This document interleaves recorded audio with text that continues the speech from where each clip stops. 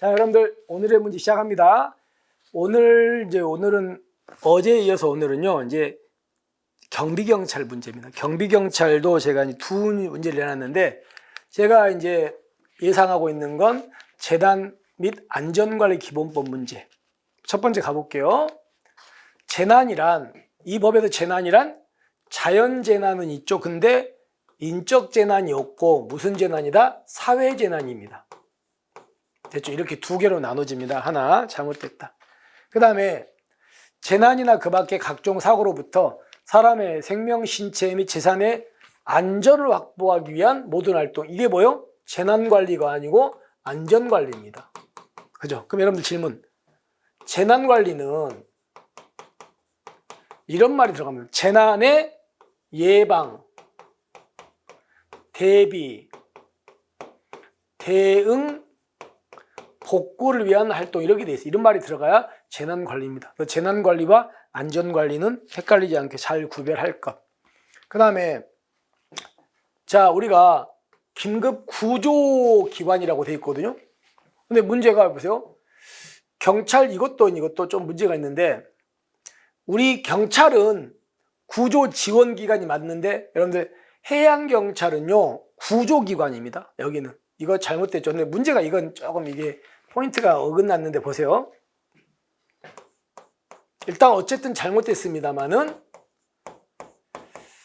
이걸 기억. 긴급구조기관하고 긴급구조지원기관은 다르거든요. 보세요. 긴급구조기관은 소방이야. 소방청. 이쪽 이거 소방. 그리고 바다 있죠. 바다.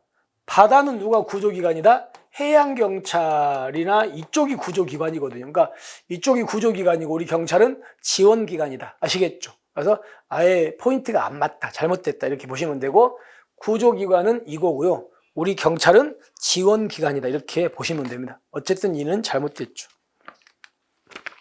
그 다음에 우리나라에서 재난 및 안전관리 업무를 총괄 조정하는 사람은 누구냐면 국무총리가 누구요? 행안부 장관입니다.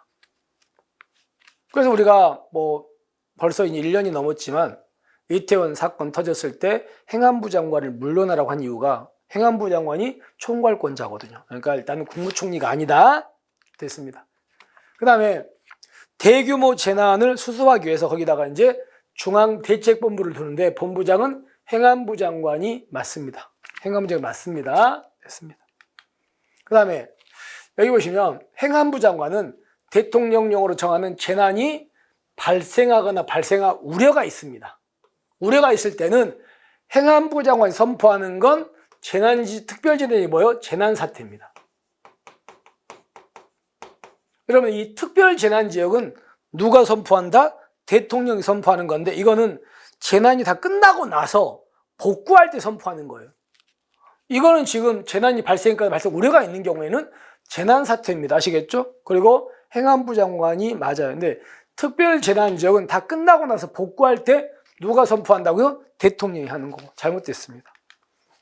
그 다음에 재난관리 주관기관장은 이런 경보 있죠. 예. 재난경보라는 걸 발령하거든요. 재난경보는요, 이제 4단계가 있어요. 4단계가 있는데, 문제는 여기서 가장 강한 단계가 심각단계거든요. 심각단계인데, 이 심각단계의 경보를 발령 해제할 때는요, 누구하고? 행안부 장관과 사전협의합니다. 그러니까 심각단계 바로 앞 단계가 경계단계인데, 이 경계경보를 발령할 때는 그때는 행안부 장관과 사전에 협의한다 할 필요가 없다? 할 필요가 없습니다. 다시 한번, 무슨 경보를 발령할 때만, 그때만 행안부 장관과 사전에 협의한다고요? 심각경보만. 아시겠습니까? 그래서 우리가 이런 거예요. 이 경보는요, 관심단계, 주의단계, 경계단계, 심각단계 이렇게 발령을 하거든요. 근데 그 중에서 이 심각단계를 발령할 때는 행안부 장관 사전합의. 근데 경계경보는 그럴 필요가 없다. 이것 때문에 X가 됩니다. 아시겠죠? 그래서 정리해 본다면 사회재난이다. 그리고 이거는 재난관리가 아니고 안전관리다. 그리고 여기서 아예 잘못됐다. 여기 그러니까 일단 우리 경찰은 구조지원기관이 맞는데 이 해양경찰은 구조기관입니다. 육지는 소방이고 아예 말이 안 맞다. 그 다음에 국무총리가 아니고 행안부 장관이다. 그리고 이거는 맞고요. 그리고 행안부 장관이 재난이 발생하거나 우려가 있을 때 하는 건 재난사태입니다. 그리고 경계가 아니고 심각경보를 발령할 때는 행안부 장관과 사전에 협의한다. 이렇게 해가지고 하나만 맞고 다 틀렸습니다. 됐죠? 이렇게 해서 확인하시면 되겠습니다. 우리 이제 두 번째 문제, 경비경찰 두 번째 문제 풀어볼게요. 자, 여러분들 이제 두 번째 문제는 테러방지법입니다. 테러방지법도 공부할 게 많죠? 합니다. 여기서 여러분들 외국인 테러 전투원은 뭐하고 구별하자? 테러 위험 인물과 구별하셔야 됩니다. 따라서 얘는요, 외국인 테러 전투 아니냐고 뭐요? 테러 위험 인물의 개념입니다. 잘못됐습니다. 그죠? 그 다음에 이제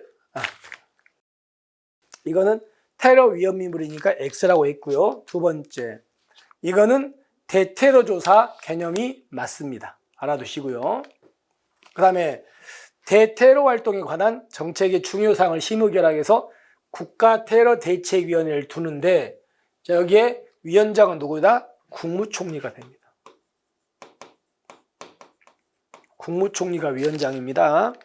그 다음에 관계기관장은 테러의 계획 또는 실행에 관한 사실을 관계기관에 신고해서 테러를 예방했거나 이런 사람들한테는 포상금은 지급할 수 있답니다. 해야 된다가 아니고 할 수 있다죠.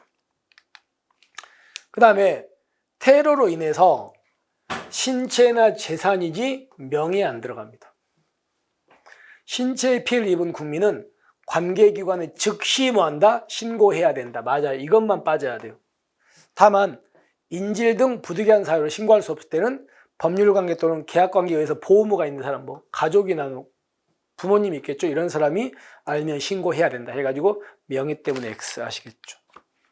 그 다음에 국가 또는 지방자치단체는 피해를 입은 사람한테 대통령령으로 정하는 바에 따라서 치료비, 복구에 필요한 비용 전부나 일부를 지원할 수 있습니다. 근데 지원할 수 있는데 문제는 외교부 장관의 허가도 안 받고 방문이나 체류가 금지된 국가로 가서 그렇게 피해를 입었어요. 그쪽에 넘어갔다가.